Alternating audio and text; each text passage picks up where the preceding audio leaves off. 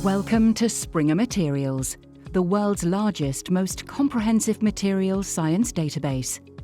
In this video, we'll show you how to find and compare materials and their properties. Let's start our journey on the SpringerMaterials homepage. In this example, I'd like to find the vapor pressure of toluene and then compare the dataset with benzene. Type toluene in the search box and hit enter.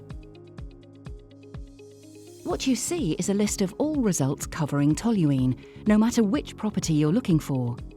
To refine these results, select from the Properties list on the left-hand side. To do this, you can scroll through the list or type vapor pressure under the Properties box. After refining by property, you end up with 4 results. Click the first result to open. Here you have an overview of the available content with a brief description of the data range. Click View to access the data for toluene pure. Now you see a diagram containing 1,397 data points for this material or property combination, depending on the temperature.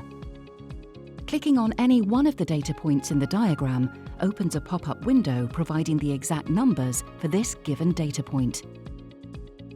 Below the diagram is a data table showing the same data in tabular form. For each data point in the table, the original reference is provided. Clicking on the reference and compilation names provides details. The panel on the right-hand side of the interactive graph allows for manipulation of data.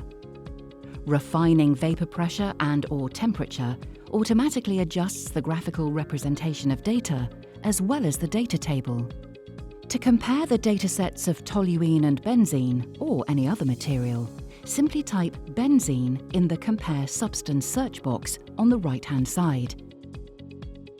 To properly cite the document, click Download Citation under the Actions box on the right-hand side. This allows you to copy the citation using common data formats. It's that simple.